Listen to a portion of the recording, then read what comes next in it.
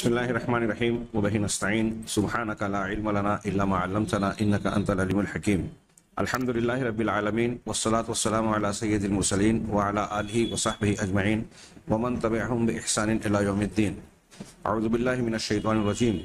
رب اشرح لی صدری ویسر لی امری واحلل عقدۃ من لسانی یفقہوا قولی. سامعین کرام، گزشتہ کچھ دنوں پہلے، ہفتہ عشرہ پہلے، ہمیں ایک بات معلوم ہوئی کہ بعض حضرات یا کچھ حلقوں کی طرف سے جماعت اہل حدیث کی ایک ممتاز داعیانہ عمل اور اوصاف سے متصف شخصیت جناب ابو زید ضمیر صاحب حفظہ اللہ کے بارے میں کچھ اعتراضات اٹھائے جا رہے ہیں اور لوگوں کو شکوک و شبہات میں مبتلا کیا جا رہا ہے. مجھے بڑا افسوس ہے کہ جب سے میں نے یہ بات سنی تبھی سے میرا ارادہ اور بعض رفقا کا اشارہ اور مشورہ بھی تھا کہ اس سلسلے میں کچھ وضاحت پیش کی جائے، اور خاص طور سے اس کا مقصد محض کسی شخصیت کی حمایت اور کسی کی مخالفت نہیں، بلکہ ایک بندہ مومن کی طرح دین کے نقصان اور فائدے کو، دعوت کے نقصان اور فائدے کو منہجی طور سے کیا اثرات کس بات پر کہ مرتب ہو رہے ہیں اس کو سامنے رکھ کر اپنا عمل طے کیا جائے. چنانچہ میں نہایت ہی اختصار کے ساتھ سب سے پہلے یہ سوال کرنا چاہتا ہوں کہ جن لوگوں نے شیخ ابو زید ضمیر صاحب کے تعلق سے سوالات اٹھائے ہیں یا اٹھا رہے ہیں وہ کون ہیں، ان کے مقاصد کیا ہیں، اور کن بنیادوں پر وہ شیخ کی شخصیت پر، علمیت پر سوال اٹھا رہے ہیں. جہاں تک ان کا اپنا معاملہ ہے، میں ان سے بڑا دیرینہ تعلق اور قریبی ربط رکھتا ہوں. ان کے خطابات سنے ہیں، بہت سارے پروگراموں میں ساتھ ساتھ ہم لوگوں نے شرکت کر کے انہوں نے اپنے موضوع پر، میں نے اپنے موضوع پر خطاب کیے ہیں. ان کے دروس میں موجود رہا، استفادہ کیا، محاضرات سنے. ان کی متعدد تصنیفات ہیں، بعض کو پورا اور بعض کو سرسری طور سے مطالعہ کے طور پر دیکھا، سرسری نگاہ گزاری. ان کی مجالس میں شرکت کا موقع ملا، مباحثوں میں، مکالموں میں، اور خود مختلف مسائل پر ان سے میرا اپنا تبادلہ خیال ہوا. اور یہ صرف تنہا میری اپنی شخصیت کی بات نہیں، جمعیت اہل حدیث اور جماعت کے کبار اور معتبر علماء کی مجلسوں کی بات بھی میں کر رہا ہوں جس میں انہوں نے شرکت کی. اس تناظر میں نے شیخ ابو زید ضمیر صاحب کو جو کچھ جانا، پہچانا اور پرکھا ہے اس کے بارے میں پوری علمی دیانت داری کے ساتھ یہ کہہ سکتا ہوں کہ شیخ کے اندر ایک عالم اور ایک داعی ہونے کے ضروری اوصاف ہی نہیں بلکہ بعض امتیازی اوصاف بھی پائے جاتے ہیں. ہمارا مقصد موازنہ نہیں ہے، ورنہ میں یہ بھی کہنے کی بلا تردد جرات کر سکتا ہوں کہ شیخ ابو زید ضمیر صاحب حفظہ اللہ داعی اور عالم کی حیثیت سے کچھ ایسی صفات اور خوبیاں رکھتے ہیں جو آپ کو بہت سارے باقاعدہ علماء میں نظر نہیں آئیں گے. مثال کے طور پر اب اگر یہ سوال اٹھایا جائے کہ عالم ہونے کا معیار کیا ہے، سوال اور اعتراض جو مجھے معلوم ہوئے ہیں وہ یہ کیے جاتے ہیں کہ آپ بردرز سے تعلق رکھتے ہیں، باقاعدہ عالم نہیں ہیں. یہ عجیب و غریب لوگوں کی بات ہے. میں جو لوگ یہ بات کہتے ہیں، میرا دعویٰ ہے اور یقین ہے کہ یقیناً وہ علماء نہیں ہوں گے، یا اگر عالم ہوں گے بھی روایتی قسم کے تو ان کا مقصد درست نہیں نظر آتا. واللہ عالم، اللہ ہم سب کی اصلاح کرے. تو لوگوں کو باور کرانے کے لیے یہ سوال کہ عالم ہونے کا معیار کیا ہے، ایک گزشتہ دنوں سے بحث چلی، کتابیں لکھی گئیں. بعض لوگوں نے اعتراض کیا کہ ہمارے ہاں بردرز کا جو معاملہ ہے اس پر کافی اعتراضات کیے گئے. اس کی اپنی وجہیں ہیں، ان کے جذبات، نیتیں جتنی بھی درست ہو، اگر دینی علم اور اس کی پختگی حاصل نہیں ہے اور افتاء کا مقام اور درجہ، حیثیت اور صلاحیت حاصل نہیں ہے تو آدمی کو اس میدان میں قدم نہیں رکھنا چاہیے. لیکن اگر یہ صلاحیت موجود ہے اور اس کا کوئی اپنی صلاحیت کے مطابق فریضہ انجام دے رہا ہے، اپنے اوپر واجب دینی حق کو ادا کرنے کی کوشش کر رہا ہے، تو اسے روکنا بھی کوئی چھوٹا جرم اور گناہ نہیں ہے. غلط کو غلط کہنا جتنا ضروری ہے، صحیح کو صحیح کہنا بھی اتنا ہی ضروری ہے. دوستی، دشمنی، موافقت اور مخالفت کا معیار شرعی ہونا چاہیے. ہمارے سامنے یہ دیکھنا چاہیے کہ کس چیز میں ہمارے کس عمل سے شریعت کے اعتبار سے، قرآن و حدیث کے بتائے اصولوں کے اعتبار سے کیا فائدہ ہے، کیا نقصان ہے، کس چیز کو فائدہ اور نقصان پہنچ رہا ہے. اس بات کو بیان کرنے سے پہلے میں شیخ کے بارے میں یہ کہنا چاہتا ہوں کہ آپ پہلے یہ سوال کیجئے کہ کسی عالم کے عالم ہونے کا معیار کیا ہے. ہاں، ہمارے یہاں ایک بنیادی طور سے عوام کے نظر میں کسی باقاعدہ ادارے یعنی درسگاہ سے، دینی درسگاہ سے فارغ التحصیل جس کے پاس سند ہو، شہادہ یا سرٹیفکیٹ جس کو کہا جاتا ہے، اس کو عالم سمجھ لیا جاتا ہے. حالانکہ ایسے بہت سارے شہادت بردار حضرات کو ہم دیکھیں گے کہ ان کے یہاں کمزوریاں پائی جاتی ہے علمی اعتبار سے، دعوتی اعتبار سے. لیکن کیا سوال یہ ہے کہ کیا یہ سند، سرٹیفکیٹ صرف مروجہ مدارس اور اداروں سے ہی ہونا ضروری ہے؟ اگر مروجہ مدارس اور درسگاہوں سے کسی کو سرٹیفکیٹ نہیں ملا تو کیا کوئی دوسرا راستہ نہیں ہے کہ کوئی شخص عالم بن سکے، عالم دین کہلا سکے اور معتبر قابل اعتماد داعی کہلا سکے؟ پورا ہندوستان، پاکستان اور تاریخ مولانا ابوالکلام آزاد کو مولانا کہتی ہے، لیکن میرے علم اور معلومات کے مطابق مولانا ابوالکلام آزاد کسی مدرسے سے فارغ التحصیل اور سند یافتہ نہیں تھے. ہاں، انہوں نے بعض علماء سے خصوصی طور پر تعلیم حاصل کی اور علم کو علم کے راستے سے حاصل کیا، اور پھر اپنے مطالعے اور صلاحیت کی بنیاد پر دنیا نے ان کو قابل اعتماد عالم مانا، قبول کیا. ایسی اور بھی مثالیں ملے گی. خود تاریخ میں ہم پیچھے جائیں، عہد اول میں صحابہ، تابعین، طب تابعین کے ادوار میں کیا سند کا، تعلیمی سرٹیفکیٹ کا یہ طریقہ مروج تھا جو آج ہے؟ محدثین کے ہاں اجازہ، وجادہ وغیرہ کی شکل پائی جاتی ہے. لیکن ایک عالم سے، ایک طالب نے، ایک تلمیذ نے، صاحب نے علم حاصل کیا، حدیثیں جانی، اور اس کے بعد ان کی اجازت مل جانے کے بعد وہ دعوت و تبلیغ کا یا حدیثیں بیان کرنے کا اہل سمجھا جاتا تھا. اسے گویا اہل علم کا اعتبار حاصل ہو گیا، تصدیق حاصل ہو گئی تو وہ عالم کہلاتا تھا. جہاں تک اسی تناظر میں ہم غور کریں کہ شیخ ابو زید ضمیر صاحب کو کیا یہ کہنا کہ وہ عالم نہیں ہے درست ہے؟ میں نے ذاتی طور پر دیکھا ہے کہ وہ عربی زبان سے اچھی خاصی واقفیت رکھتے ہیں، اچھی خاصی اس میں کلام کر سکتے ہیں، بلکہ میں نے سنا ہے براہ راست نہ صحیح کہ انہوں نے عربی زبان میں برجستہ خطاب بھی کیا. بنگلور میں شیخ رمضان صاحب کے مجلس میں ان کو دعوت دی گئی اور انہوں نے خطاب کیا. عربی زبان میں وہ گفتگو کر سکتے ہیں، مشکل سے مشکل عبارت کو سمجھ سکتے ہیں. اسی طریقے سے دین کے اصولوں کو، اصول فقہ، اصول تفسیر، اصول حدیث، استنباط کے طریقے، راجح مرجوح اور ترجیح دینے کے اصول و ضوابط، ان سے اچھی خاصی معرفت اور جانکاری رکھتے ہیں اس کی.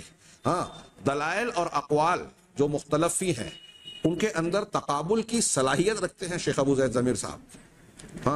یہ جو میں 2-3 باتیں یہاں بیان کر رہا ہوں، آپ اگر غور کریں تو جن لوگوں کو بردرز کہا جاتا ہے، جن کی شخصیات پر علمی صلاحیت اور دینی علم کے اعتبار سے اعتراض کیا جاتا ہے، وہاں آپ کو یہ کمی نظر آئے گی کہ عام طور سے ان میں کچھ لوگ ایسے نظر آئیں گے جو عربی زبان سے ہی واقف نہیں ہیں، یا جانتے ہیں تو بہت معمولی سی. وہ براہ راست عربی کتابوں سے، قرآن حدیث سے استفادہ نہیں کر پاتے، بلکہ ان میں سے بعض ایسے ہیں جو قرآن کی آیات اور حدیث کی عبارات کو پڑھنے میں، بیان کرنے میں غلطیاں کرتے ہیں. ایسی فاش غلطیاں سب سے ہوتی ہیں، لیکن وہ ایسی فاش غلطیاں جو اس بات کو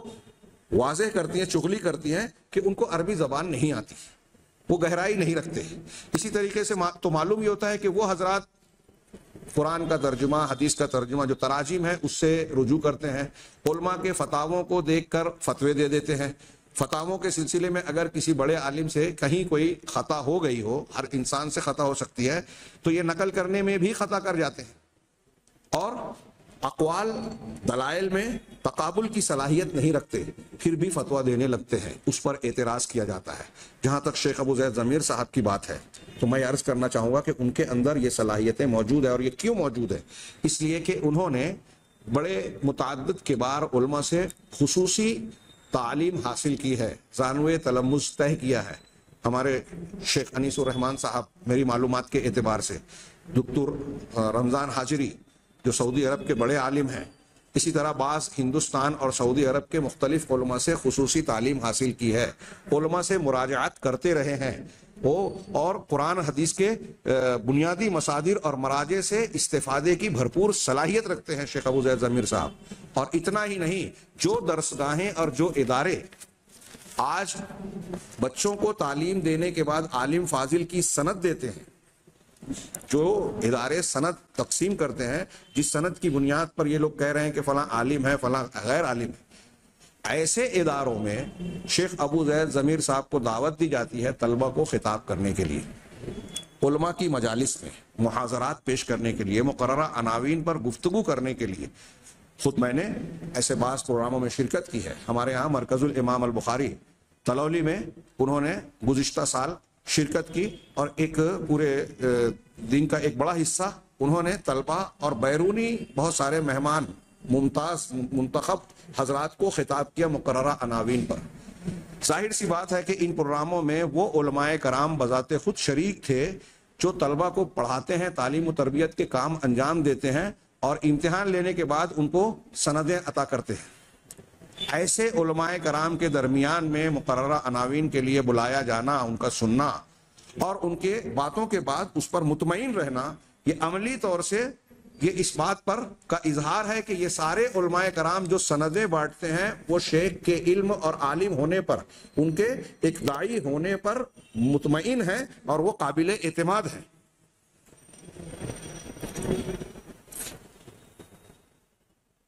چنانچہ میں ایسا سمجھتا ہوں کہ شیخ کے تعلق سے اس قسم کے شکوک و شبہات پیدا کرنا یہ انتہائی نامناسب بات ہے۔ میں پھر سے پہلے سوال پر آؤں کہ جو لوگ مخالفت کر رہے ہیں وہ کیوں کر رہے ہیں؟ اللہ کے نبی صلی اللہ علیہ وسلم کی وہ ارشاد کو یاد رکھیں کہ کسی چیز سے محبت اور نفرت تم کو اندھا اور بہرا بنا دیتی ہے۔ ہاں، ایسا اندھا اور بہرا کہ صحیح بات، صحیح چیز دکھائی نہ دے، صحیح بات سنائی نہ دے،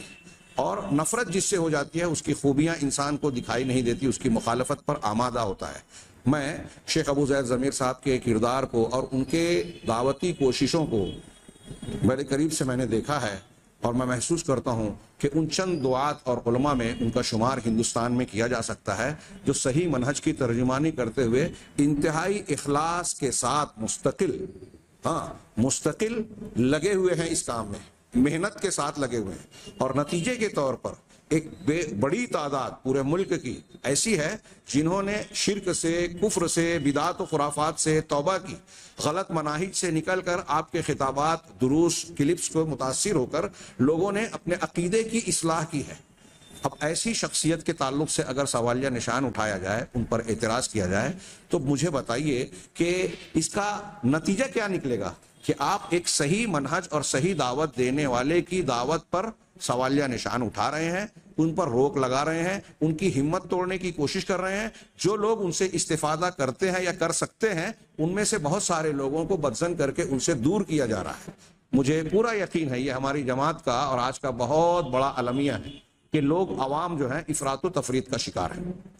یا تو کسی ایسے کو عقیدت کا مرکز مان لیں گے جو اس کا لائق نہیں ہے، یا واقعی میں جو شخص قابل اور اہل ہے اس کی قابلیت اور اہلیت کو قبول نہ کرتے ہوئے اس کے صحیح کاموں کی مخالفت کرتے ہیں، اور یہ بھول جاتے ہیں کہ ایسی مخالفت سے وہ کتنا بڑا نقصان پہنچا رہے ہیں۔ وہ ایک شخصیت کی مخالفت نہیں کر رہے ہیں۔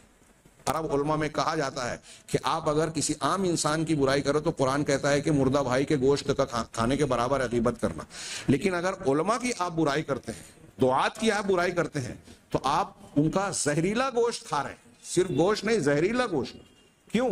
اس لیے کہ ایک عالم دین اگر وہ دعوت کا کام کر رہا ہے، دروس دے رہا ہے، دین پھیلا رہا ہے، حق کا دفاع کر رہا ہے۔ شیخ ابو زید ضمیر صاحب کے بارے میں سمجھتا ہوں کہ عام طور سے لوگ جانتے ہوں گے کہ ان کے کاموں اور کاموں کے اثرات کی بنیاد پر اہل بدعت اور مخالفین کا ایک طبقہ ہمیشہ انہیں نشانے پر لینے کی کوشش کرتا ہے۔ تو بھلا بتائیے جو لوگ ان کی شخصیت پر کیچڑ اچھالنے اور سوال پیدا کرنے کی کوشش کر رہے ہیں وہ کسے تقویت پہنچا رہے ہیں، اور ان کے اس مفید صحیح منہج توحید اور اتباع سنت کے منہج کی جو خدمات ہے گویا اس پر ضرب لگانے کی کوشش کر رہے ہیں۔ میرے بھائیوں جو بھی اس کی مخالفت کر رہے ہیں میں انہیں پوری ہمدردانہ اور اخوانی برادرانہ بنیاد پر، ایمانی اور اسلامی بنیاد پر، نصیحت تو نہیں مشورہ کہہ لیجئے، کرنا چاہتا ہوں، مشورہ دینا چاہتا ہوں کہ آپ کسی کام اور محبت، موافقت اور مخالفت کے سلسلے میں یہ ملحوظ رکھیں کہ شریعت کے معیار کو آپ نے ملحوظ رکھا ہے یا نہیں۔